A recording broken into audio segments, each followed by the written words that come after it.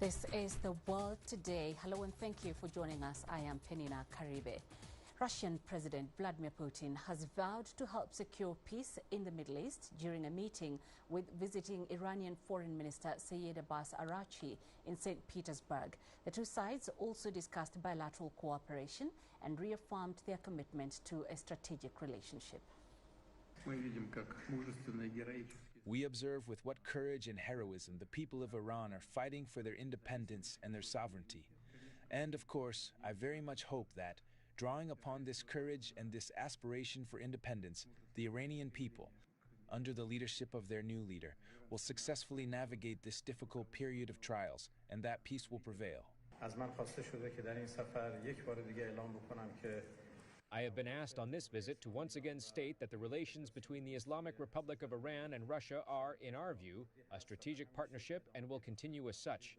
As you also noted, the world now realized Iran's true power in confronting the greatest, the United States Army, and saw and became clear that the Islamic Republic of Iran is a stable, resilient, and with high power that relies on its own people. Furthermore, it has been demonstrated that the Islamic Republic of Iran has friends like Russia who stand by Iran in difficult times and support Iran. We greatly appreciate your positions and your support. Iran's foreign minister also blamed destructive U.S. habits for the slow progress of diplomacy. He said Iran will make an appropriate decision about the diplomatic process while taking into consideration its previous experience, a reference to U.S. and Israeli military attacks on Iran during previous talks. Dasha Chernishova has more. The Iranian foreign minister was asked what he thinks of Donald Trump, U.S. president, saying that he has won, and Araghchi has replied, then why is the U.S. asking for more negotiations, and stressed that the Iranian people are fighting against a very potent adversary here, and the U.S. has not achieved any of their major stated goals, and therefore the U.S. is interested in negotiations. So we understand that Moscow is likely to be provided its sort of diplomatic backing to Tehran. Russia has been reassuring that Iran has the right to make sure its interests are well taken into account, and most importantly, Iran has the right for peaceful nuclear program. So these negotiations, according to the Kremlin, should not be it cannot be overestimated, and they are very important in this round of diplomacy that we have seen recently. But again, Russia is peddling for the negotiated end to the conflict in the Middle East, saying that these tensions have to end. U.S. President Donald Trump has discussed a new proposal from Iran on resolving the war with his top national security aides. White House Press Secretary Caroline Leavitt says Trump's bottom line remains the same. Iran has proposed a mutual reopening of the strait, leaving the nuclear discussion for later in the process. Given that the nuclear program has been a red line for this administration, would the president agree to that kind of phased negotiation? Well, only because it's been reported. I will confirm the president has met with his national security team this morning. The meeting may be ongoing, maybe not. I don't want to speak affirmatively because I was prepping to come out here. But the proposal was being discussed. I don't want to get ahead of the president or his national security team. What I will reiterate is that the president's red lines with respect to Iran have been made very, very clear, not just to the American public, but also to them as well. Meanwhile, Tehran has condemned the U.S. seizure of vessels carrying Iranian oil. The Foreign Ministry spokesperson Ismail Baghai has called the actions the legalization of piracy and armed robbery on the high seas. He says the U.S. must be held fully accountable for its behavior, which strikes at the heart of international law and international free trade, threatening the basic principles of maritime security. Last week, U.S. forces in the Indian Ocean seized two tankers carrying around 1.9 million barrels of Iranian oil. The German Chancellor has criticized the U.S. for its handling of the war against Iran. Friedrich Merz says Washington is being humiliated. Die Amerikaner haben offensichtlich keine Strategie. The Americans clearly have no strategy, and the problem with conflicts like this is always that you don't just have to go in, you also have to get out again.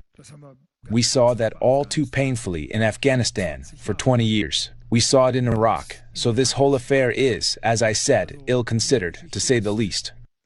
At the moment, I cannot see what strategic exit the Americans are now opting for, especially as the Iranians are obviously negotiating very skillfully, or rather, very skillfully not negotiating and letting the Americans travel to Islamabad only to leave again without any results. An entire nation is being humiliated by the Iranian state leadership, especially by these so-called revolutionary guards. The UN Secretary-General has called for the reopening of the Strait of Hormuz. Antonio Guterres made the remarks during a Security Council open debate on maritime security. Navigational rights and freedoms through the Strait of Hormuz must be respected, as affirmed by this Council's Resolution 2817. These principles must be upheld in full and without delay. I appeal to the parties: open the strait, let ships pass, no tolls, no discrimination, let trade resume, let the global economy breathe.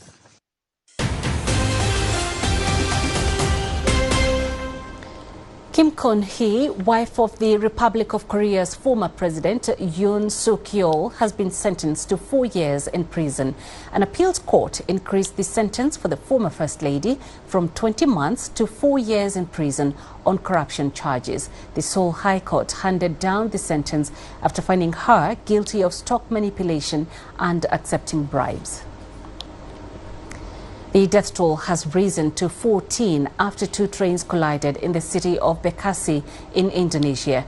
84 others have been injured. On Monday night, a commuter train on the Jakarta-Bekasi route collided with a long-distance train operating on the Jakarta-Surabaya route. All 240 passengers on the long-distance train have been safely evacuated. Zulkina Aluwalia reports from Bekasi in West Java province. I'm at the Bekasi station on the outskirts of Jakarta. Below me, you can see there is where the accident happened, where 2 trains collided, leaving several people dead. You can see the remnants of the train there. They have closed off that area completely for search and rescue. The teams down there are still going through the wreckage to reach potential survivors in that carriage. What we know so far is that late Monday evening, a commuter train hit a taxi on these tracks. It was an electric taxi car, and it was said that the taxi had some issues with its engine, so he was stuck in the middle of the track. The driver couldn't do anything, so when the commuter train passed through, it hit the taxi, which created a standstill and a delay. At the same time, another long-distance train was passing through the same tracks. There wasn't any communication happening between those 2 trains when it reached the same point, and it immediately collided with the commuter train. So that's exactly what is being investigated right now. Why wasn't there any alert sent out that there was already an accident on these tracks? So authorities say all of this was preventable. The impact destroyed the rear carriage, which happened to be a women-only carriage. More than 80 people are injured and being treated in nearby hospitals. Rescue crews from Indonesia's National Rescue Agency are still working to free passengers trapped inside the wreckage. State railway operator Kai has apologized. Indonesia's transportation minister also arrived at this station in person, and the National Transportation Safety Committee has now opened a formal investigation into this accident. Authorities say death toll may rise, and the investigation is only just beginning, so we will get more information as this story unfolds. To the U.S., and 31-year-old Cole Allen has been charged with trying to assassinate President Donald Trump. Allen is the primary suspect in the shooting at the White House Correspondents Association dinner on Saturday. James Spellman has more from Washington. 31-year-old Cole Allen of Torrance, California, formally charged here in federal court with attempting to assassinate the President of the United States, a charge that carries a potential life sentence. Allen also charged with 2 federal gun crimes. He did not enter a plea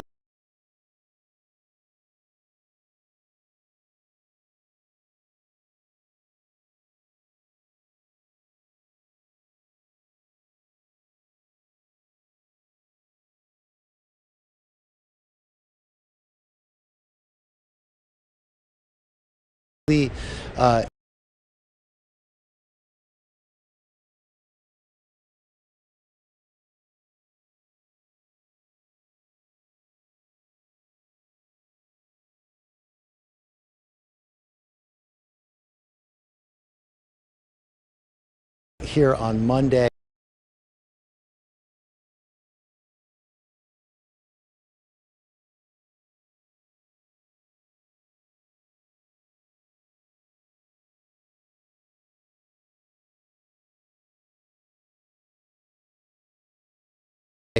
He will be back in court Thursday and hear exactly the circumstances that expressed anger at President Trump. Around the president is at least partly to blame for this incident. Nobody in recent years has faced more bullets and more violence than President Trump. This political violence stems from a systemic demonization of him and his supporters by commentators, yes, by elected members of the Democrat Party, and even some in the media. This hateful and constant and violent rhetoric directed at President Trump day after day after day for 11 years has helped to legitimize this violence and bring us to this dark moment. Though the alleged shooter didn't make it into the ballroom and nobody that was attending the dinner was injured, the White House is going to convene a meeting at the White House this week around President Trump's security. An opportunity to push for the ballroom he wants to build on the White House, on Congress to end Homeland Security, the Secret Service part. And that's it for this edition of The World Today. I'll be back shortly with more news from across the continent on Africa Live. I'll see you in a bit. Thanks for watching.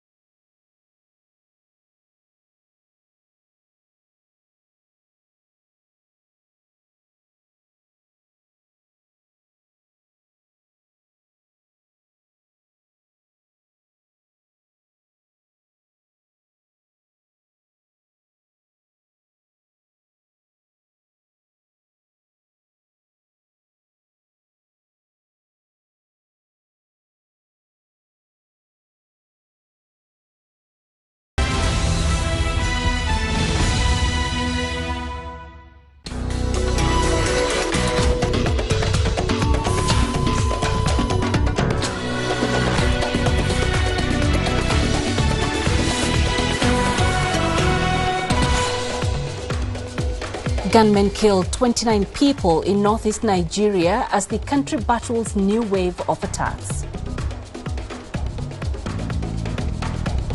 The US-Israeli war on Iran is disrupting therapeutic food supplies to Somalia.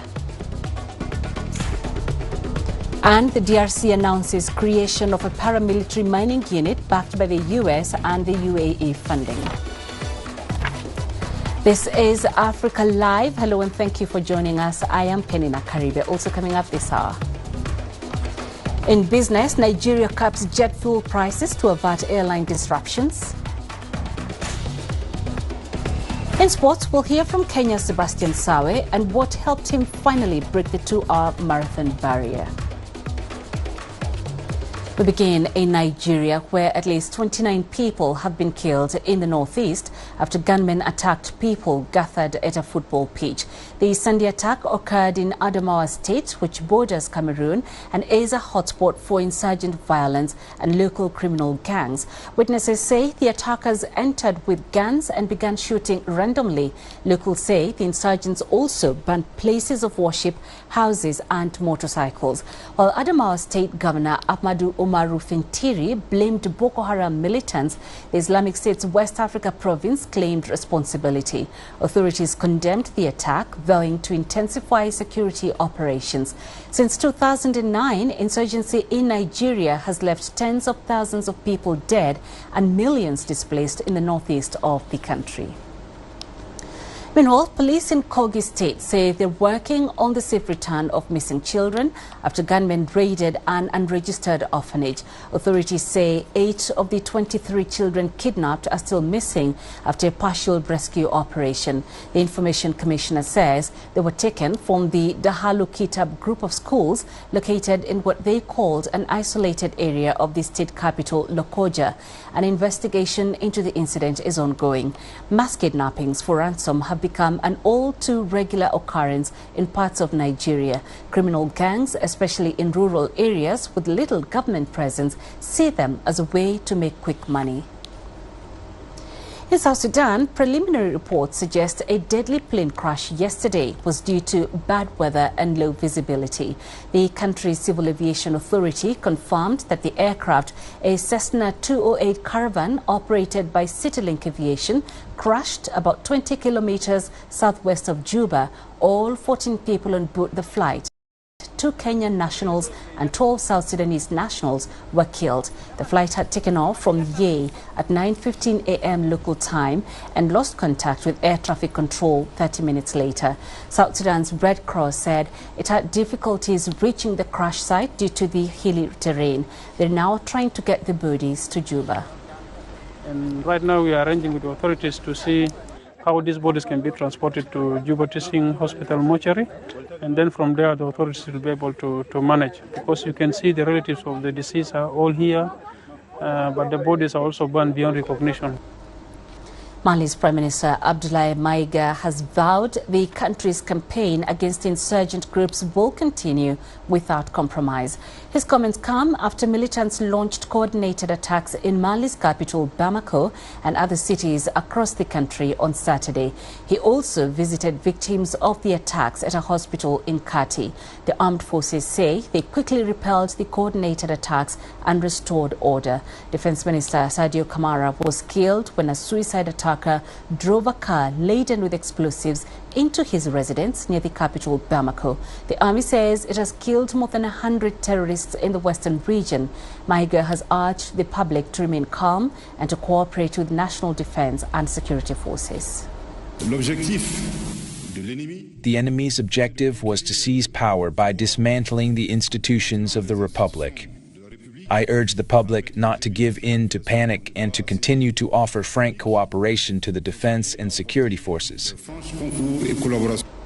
And still in Mali, the army and the Africa Corps have withdrawn from the northern city of Kidal following the insurgent attacks. The Corps, under Russia's defense ministry, confirmed its withdrawal on Monday. It said the decision was made with the Malian military leadership. The army, however, has not commented on the matter. Insurgents staged multiple attacks in the cities of Bamako, Kati, Kidal and Sevare over the weekend.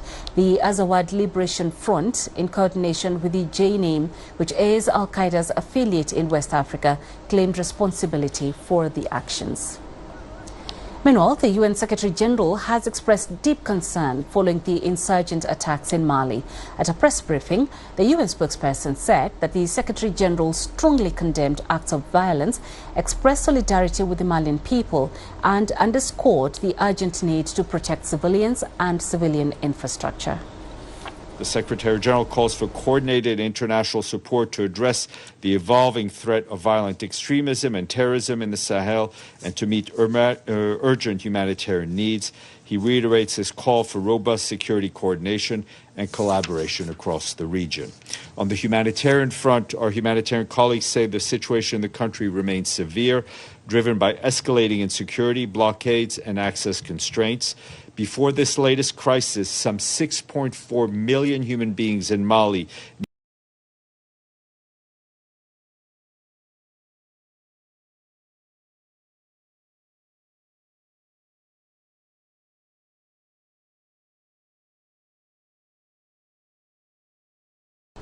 CGTN's Chris Chamringa has more from Kinshasa. The DRC's General Inspectorate of Mines says the new paramilitary unit is expected to eventually consist of 20,000 troops. The $100 million program is funded by the U.S. and United Arab Emirates, which have signed contracts with the DRC to extract its minerals. We all know that there is a deal between DRC and America, and it's about security and mining. Okay, it's more than clear. It means if Americans would like to secure their investment in DRC, they have also to put a kind of a security for their that sector. It means mining. It's normal. But now, I think we have the FARDC, we have the normal military, okay, and we have the Wazalendo, okay, it means patriots who are fighting, and they are the one. The Wazalendo are the one knowing and being on all these sectors. The DRC has huge deposits of critical minerals. However, armed groups in the east of the country have been fighting over mineral control for over 3 decades. The latest conflict involves the M23 rebels, who have caused the government huge revenue losses. In 2024, the rebels captured a key coltan mine in the town of Rubaya, where UN investigators reported they were making $800,000 a month from taxes. The Donald Trump administration has increased its investments in the DRC's mining sector. Last year, the U.S. brokered a peace deal between the DRC and Rwanda, which is accused of backing the M23 rebels in return for access to the DRC's critical minerals. It's still unclear how troop recruitment will be carried out, but the new paramilitary unit will assume duties currently under the army. The force will escort mineral shipments to processing facilities and protect foreign investments. Chris Ochamringa, CGTN, Kinshasa. Meanwhile, hundreds of Congolese refugees have returned home from Burundi, ending what many described as a long and painful period. The voluntary repatriation, organized by the UN Refugee Agency, comes after months spent in camps with limited support. They fled a rise in violence in the eastern DRC as the M23 rebel group took control of vast swathes of the region. However, a recent pullback had encouraged some to return home. CGTN's Sharon Baranga has more. At the Kavimvira border crossing between Burundi and the DRC, through dusty bus windows, exhausted faces looked out. But behind the fatigue, a sense of relief. For these 470 refugees, this was no ordinary journey. It was the long-awaited return home. We are very happy. Some families had been separated from their children, and we hope to see them again now that we are returning home. May God bless the governments of DRC and Burundi for working together to bring us back in peace. Life in the camps was very hard, but we thank God we are returning home safely. There was an influx of around 90,000 refugees in Burundi in December 2025, fleeing fighting between the Congolese army and M23 rebels. Some refugees have been returning home following recent stability and the reopening of the border. The UN Refugee Agency says returns have also been accelerated by a severely underfunded humanitarian response in Burundi. Where we were, living conditions were poor. Many people died. We lacked food, proper shelter and medical care. Nothing was really right. Congolese officials were on hand to receive the latest returnees, including the South Kivu governor. While welcoming the repatriation, he used the moment to highlight what he calls a neglected humanitarian crisis. The suffering endured by our people in the camps is severe. These are forgotten wars. Is this not the same tragedy as in Lebanon, Palestine, Syria or Iran, where there is aid? And let's not even mention Ukraine. They receive $30 billion in aid every 3 months. Here, the UNHCR is struggling. Our people are suffering. At one point, we were seeing 15 to 20 deaths a day. Under the supervision of UNHCR and national authorities, the convoy continued towards a transit center in Uvira. Only refugees from areas considered safe have been allowed to return. For many others still waiting in camps, the journey home is not yet possible. Sharon Baranga, CGTN. Delegates at the World Health Summit regional meeting for Africa here in Nairobi have called for the fusion of technology with the health sector. Currently, only 50% of Africans have access to quality primary health care. System integration will enable nations to move away from isolated clinics towards a connected network. The delegates also pushed for the adoption of telemedicine and artificial intelligence within healthcare systems. This is driven by the rapid adoption of mobile phones already in the pockets of 2 out of 3 people on the continent. Experts are optimistic that by streamlining systems, Africans currently left behind will gain access to the quality primary care they deserve. The 3-day summit will end on Wednesday. The U.S.-Israeli war on Iran has disrupted shipments of life-saving therapeutic foods in Somalia.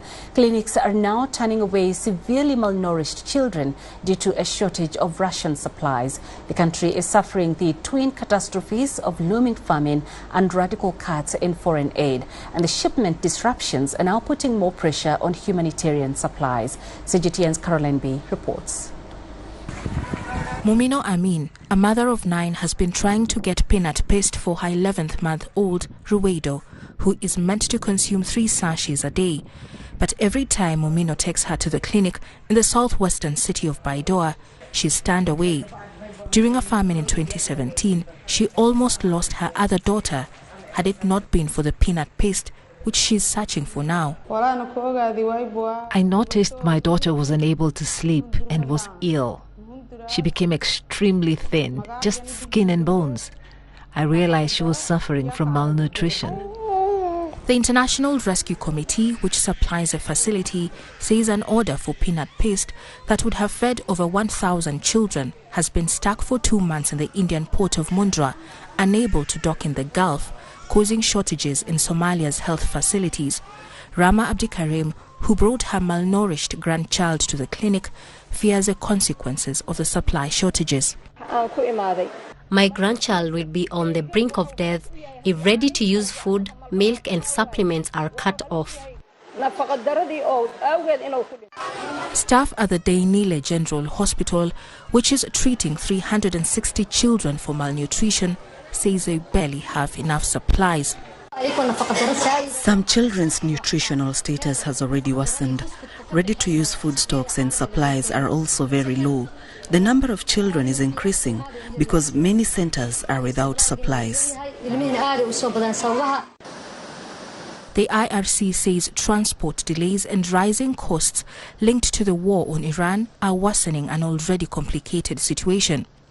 Deliveries of therapeutic foods typically take 30 to 35 days. But since the US and Israel attacked Iran in late February, delivery times have gone up to 55 to 65 days, forcing the IRC to cancel some shipments. What we've seen is that there's delays, but there's also cancellations of shipments of medical supplies, but also nutrition commodities.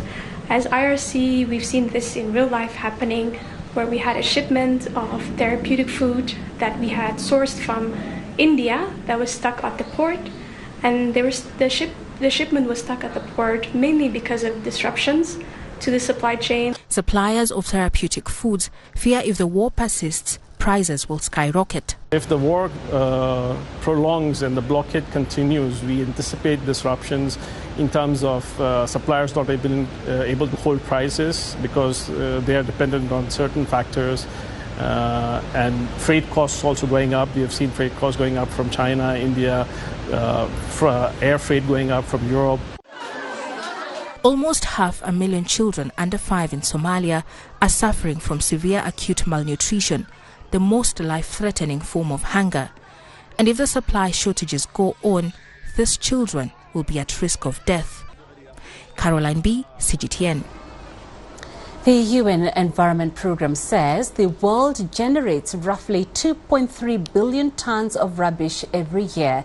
It's a number which could rise considerably over the coming decades, a number projected to rise to about 3.8 billion tons by 2050 if we fail to recycle. Now, waste pickers in Kenya's biggest dump site are learning how to recycle some of that waste through an innovative format, a board game. The game helps waste pickers to improve their understanding of which materials are organic or recyclable, making it a powerful tool. CGTN's Caroline B. tells us more.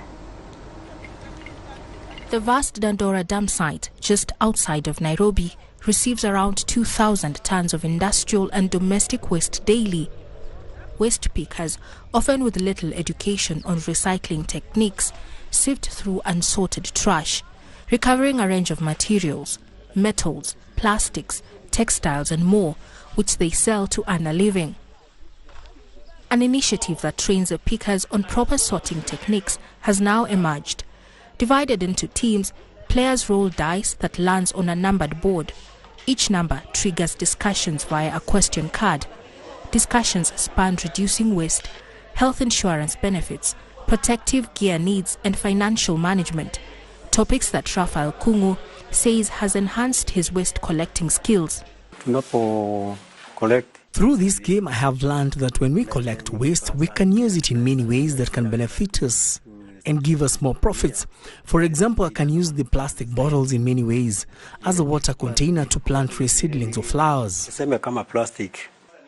Stanley Kiai, a collector of discarded batteries, says while he has a knowledge of recycling, the lessons have enabled him to more efficiently sort and identify valuable materials. I have learned that the batteries are discarded because they have already been used. Some are broken and others are usable, but have been discarded and regarded as waste. But to me, it's a source of money, so I collect it from waste and take it to recyclers. The organization leading the project says the principle of circular economy, reduce, recycle, restore, is not a difficult concept if learnt in a fun way. So people are not understanding, like for example, the principle of circular economy. It was a difficult concept, and it is something that I've been working on. So it's when we thought of why can't we use a Sheng language as a way of just telling them these are things that you know, but in a very fun way. So as much as you are playing, you are remembering, oh, we do these things, we have been doing these things, but we were not serious about it. Experts say the board game is a practical gateway to boost incomes, reduce environmental harm, and shift waste pickers' status from invisible laborers to recognized heroes of recycling. Board games have been proven to actually being a fun and interactive way of learning, this difficult concept, in the sense that, it could be different things, and learning how to handle waste, for instance, how to, reuse different kinds of plastic packaging, not plastic, but sustainable packaging. The circular economy could cut global materials use by 30%, while still meeting consumption needs, according to the Circulatory Gap Report. This means every ton of waste safely sorted and recycled by waste collectors at the Dandora dump site brings Nairobi closer to sustainability. Caroline B., CGTN. You're watching Africa Live. Coming up in business news. Nigeria caps jet fuel prices to avert airline disruptions. And the IMF board approves $266 million arrangement for Liberia.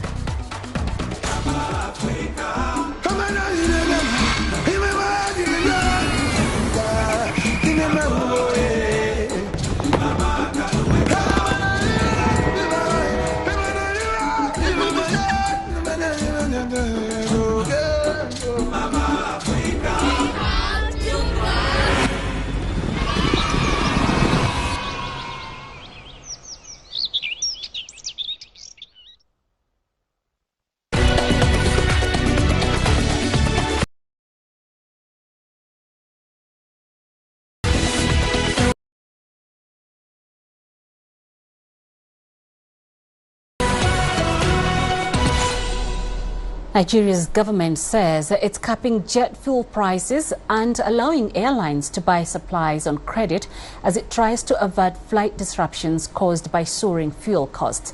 In a document seen by Reuters, authorities said aviation fuel should sell for between $1.29 and $1.46 in Lagos and $1.33 and $1.49 in Abuja. These margins are based on benchmarks from earlier in the month. It warned that prices could still rise further due to market volatility linked to the Middle East turmoil.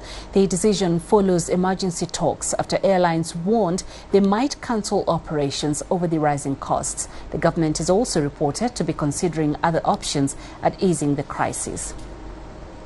The International Monetary Fund has approved a major financing package for Liberia.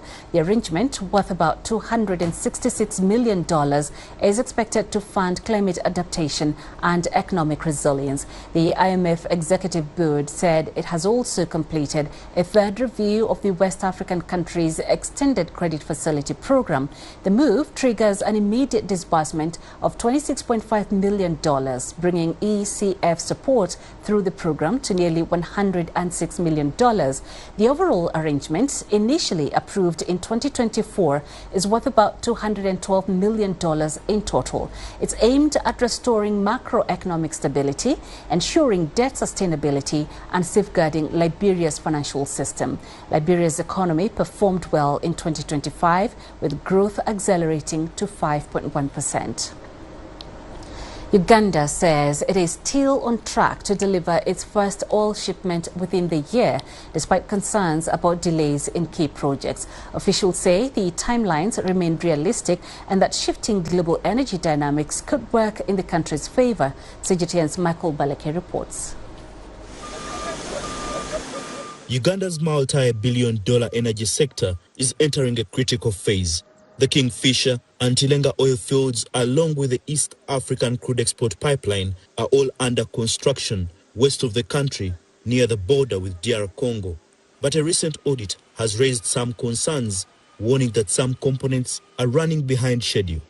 The Kingfisher project has currently reached an overall project milestone of over 78% completion, whereas the Tilenga project is currently at about 68% overall completion. That means in terms of drilling progress, we've surpassed the requirement for fast oil. The Petroleum Authority insists that progress remains steady, but in phases. Pre-commissioning activities, including well testing and control, and emergency drills are underway at the Kingfisher field, operated by China National Offshore Oil Corporation, to test safety and market readiness. Construction of the East African crude oil pipeline is also advancing, now at over 80% completion. Officials say the focus is on aligning all projects to meet the fast oil export target. Right now for construction, the construction work is going on in 16 different spreads concurrently for us to be able to meet the targets that have been set out.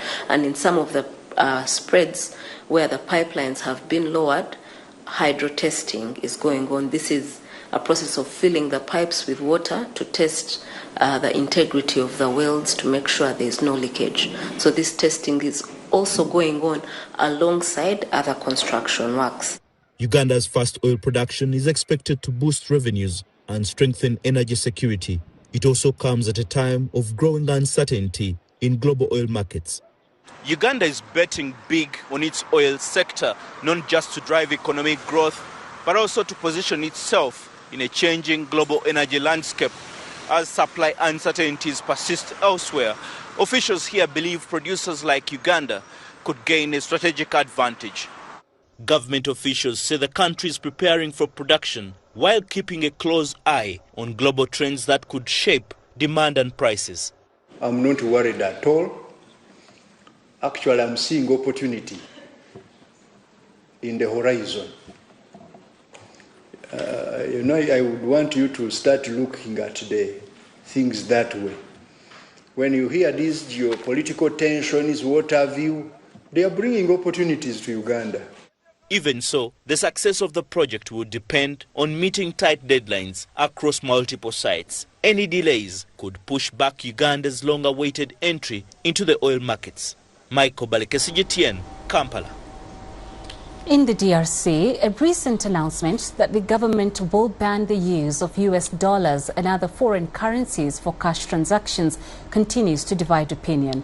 The measure will come into play next April. The central bank says it will bolster its authority and curb the country's economic dependence on the dollar.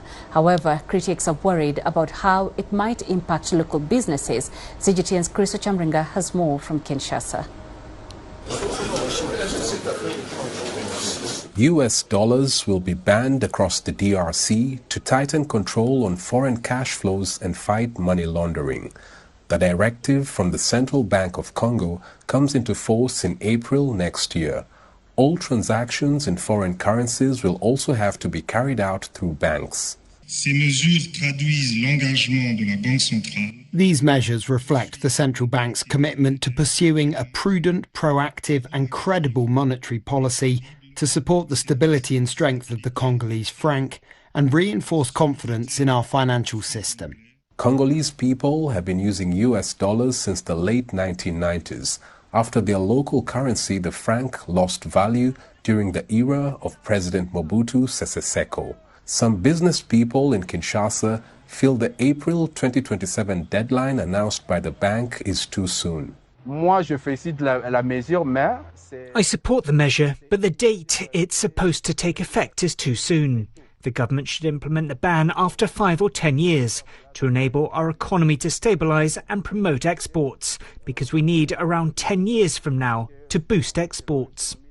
In 2024, the DRC ordered all banks to set up electronic payment terminals to accept only Congolese francs in a bid to stabilize the local currency. But the directive had little impact.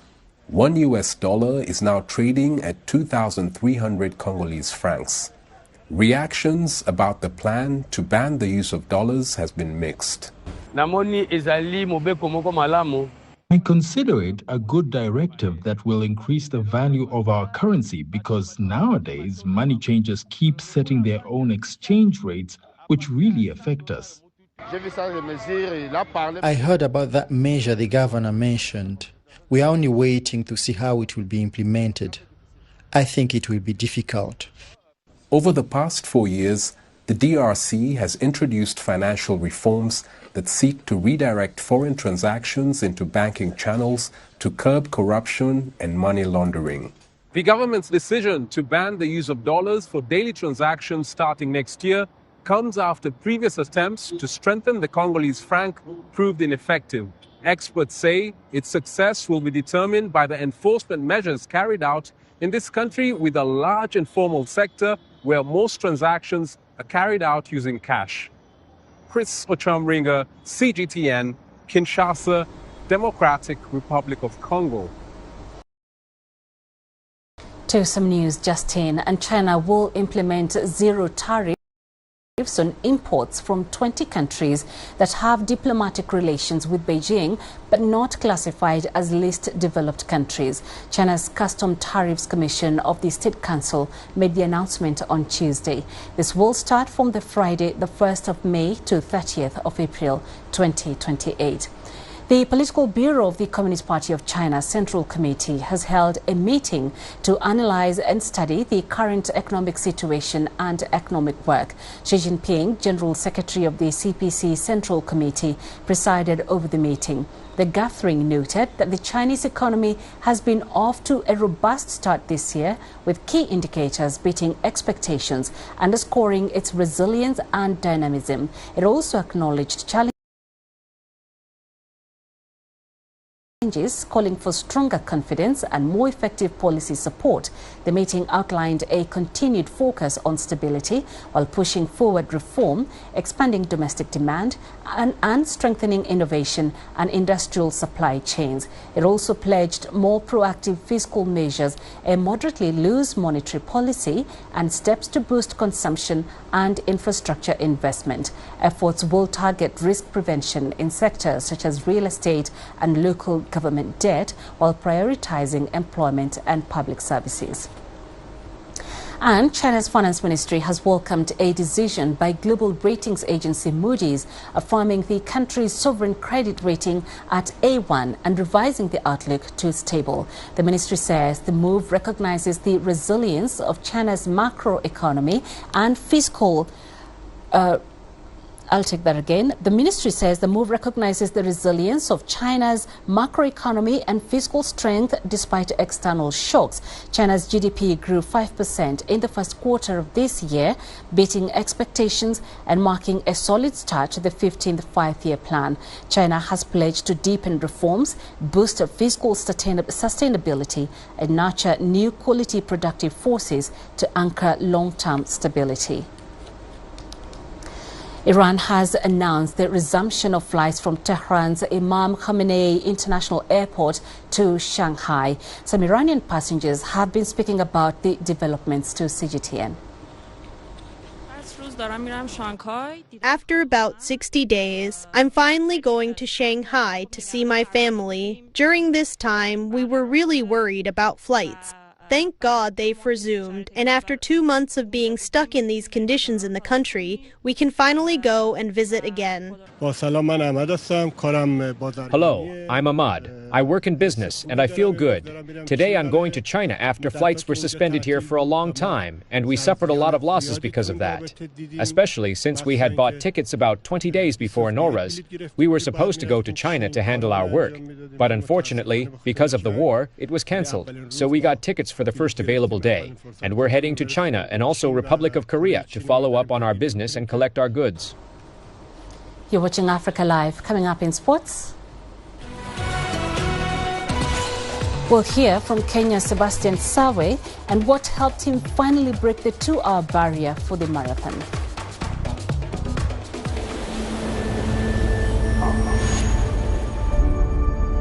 How would you create your legend? On the fields, on the tracks, in the arenas of Africa. Were you born to be a player? Could this moment be yours?